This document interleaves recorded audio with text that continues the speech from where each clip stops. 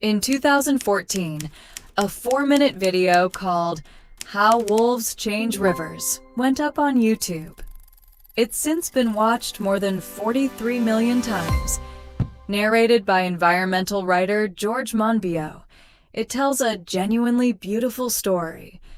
Wolves were reintroduced to Yellowstone National Park in 1995 after being absent for almost 70 years. The wolves hunted elk. Fewer elk meant more surviving young trees. More trees meant more stable riverbanks. And more stable riverbanks meant the rivers themselves eventually changed course. It became one of the most shared science videos on the internet, proof, it seemed, that restoring a single predator could reshape an entire landscape, all the way down to the rivers running through it. There's just one problem. For the past 2 years, the scientists who actually study Yellowstone have been in open, published disagreement about whether the story 43 million people watched is actually true. To understand the disagreement, you have to understand where the story came from. Wolves were wiped out of Yellowstone by the 1920s. Without them, elk numbers grew largely unchecked, and by the early 1990s, elk had browsed young willow and aspen down across the park's northern range, decade after decade. In 1995, wildlife managers reintroduced 14 wolves from Canada. In the years after, elk numbers fell, partly from direct predation, but researchers Robert Beshta and William Ripple proposed something more interesting was also happening. Elk were changing their behavior, avoiding the open river valleys where wolves could hunt them easily. They called it a landscape of fear, with elk browsing those valleys less. The theory went, willow and aspen recovered, stabilizing riverbanks, narrowing channels, and bringing back the deep pools that define a healthy river system. Beshta and Ripple published the idea in 2010. 4 years later, it became the video 43 million people would watch. The first serious public challenge came in 2024.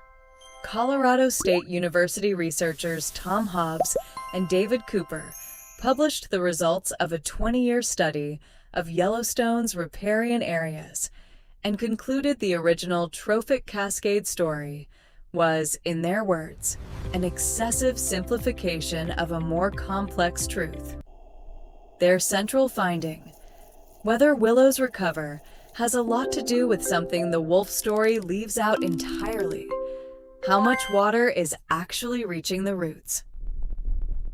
In stretches where the water table had dropped, willows stayed stunted no matter how few elk were browsing them.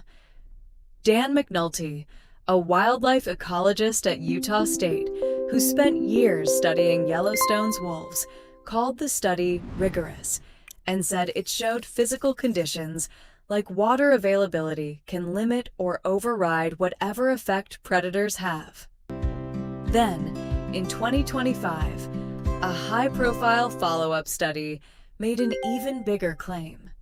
That willow crown volume, essentially how much of the plant is up above browsing height, had increased 1,500% between 2001 and 2020, We and reject credited the wolf idea recovery there as are the fatal driver. flaws.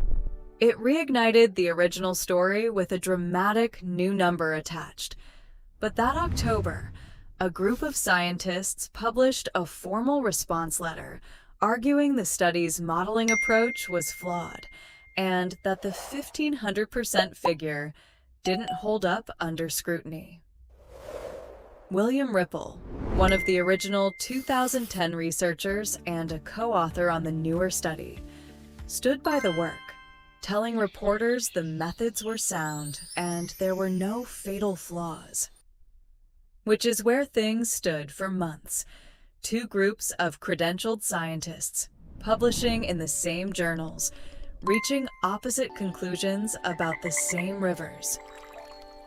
The most recent word, as of this year, comes from Dan McNulty again, this time with a full reanalysis, published in June 2026 in the journal Global Ecology and Conservation.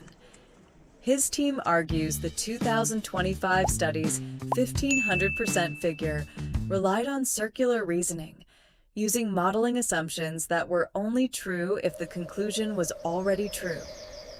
They also argue it applied equilibrium assumptions, the kind of math that fits a stable, settled ecosystem, to a stretch of Yellowstone that's still actively recovering and doesn't behave that way. And they point out the original analysis leaned on selectively chosen photographs and left out other real factors, including human hunting outside the park's boundaries, that also reduce elk numbers. Their conclusion: the current evidence doesn't support the claim of a dramatic, park-wide surge in willow growth, driven by wolves. So does that mean the wolf video is just wrong? Not exactly, and this is the part that gets lost in a 4-minute clip. The National Park Service's own current position is that a real trophic cascade almost certainly did happen. At some strength, most scientists in this debate agree. Wolves change something. What's disputed is how large that effect was, how much of it was actually about wolves specifically, and how much came from other things happening at the same time. Newer tracking data shows elk don't live in a constant, landscape-wide state of fear. They avoid a risky valley only while wolves are actually active nearby, not permanently. Beavers matter too. Willow recovery seems to depend heavily on whether beavers have already moved back into an area, because beaver dams change water tables in ways that have nothing to do with wolves. And decades of unchecked browsing before 1995 may have done damage that a few decades of fewer elk simply hasn't undone yet, regardless of the mechanism. That's also probably why the myth won and the real research didn't. A 4-minute video with a clean cause and effect is something you can watch once and repeat forever. A 20-year data set with 3 competing papers and a modeling dispute about equilibrium assumptions is not. Neither version is exactly dishonest. The 2010 paper was real science, and the viral video was a reasonably faithful summary of what scientists believed at the time.